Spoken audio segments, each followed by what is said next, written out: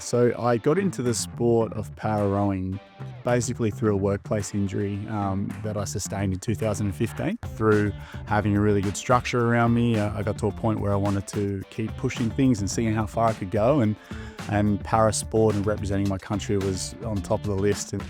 My family was a very sport-mad family. At school, I fell into rugby union, and that was it. That was the game I was going to play. I unfortunately had an accident. Well, there was a tackle during the game where I dislocated my knee.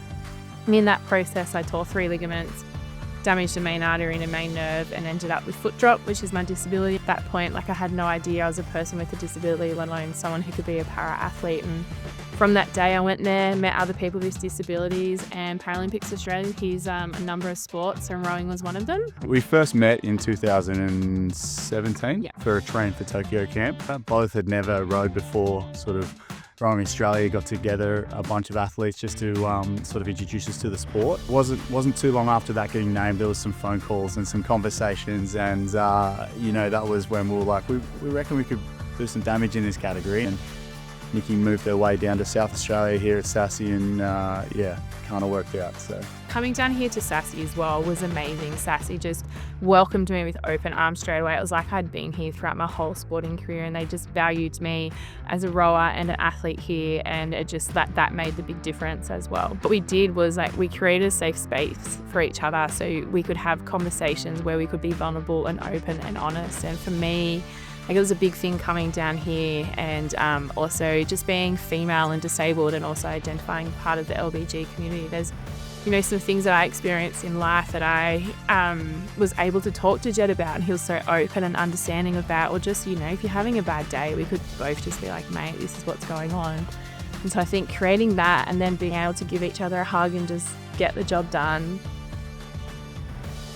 Going to Paris and wearing the green and gold is an absolute honour. the race was hard as always. GB really stuck it to us. We knew what we had in the second half of the race. That was planned, and we knew that we were going to step. And that's what we did. We stepped on, and we started to put some distance between us, them and Germany. So we weren't going to race someone else's race. We wanted to stick to our race. And so we did that, and coming in, you could hear the people at the grandstand. You couldn't hear it was, but you could just hear noise. And you're like, oh my God, the race is almost over. But then you're like, oh my God, we still got to get there. And we're pulling away. And then I could see the bubble line. I could see GB into Germany. And I was like, in my head, I was like, we've got this. We got this.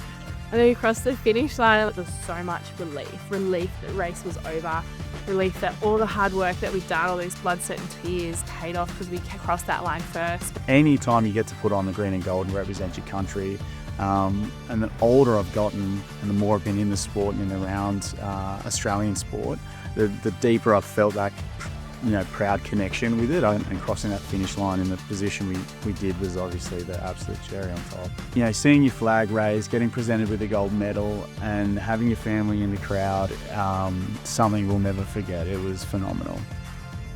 When I became a part of the para world, it brought back this sense of community and family. But being a part of the Paralympic movement, being a part of the mob, you're a part of it no matter who you are, no matter your background, no matter your disability. You are equal, you belong, and you have value within that. And you can say hi to anyone and have a good chat, and you're going to be a part of that for life. I'm Paralympian 1048, and I'm going to have that forever. And I'm so proud to have that and be part of the mob. And what I really found was what sport could bring, or the promise or the goal of maybe representing your country. Gives exactly what Nikki said. It gives this sense of community, sense of environment, sense of being able to push yourself and achieve something.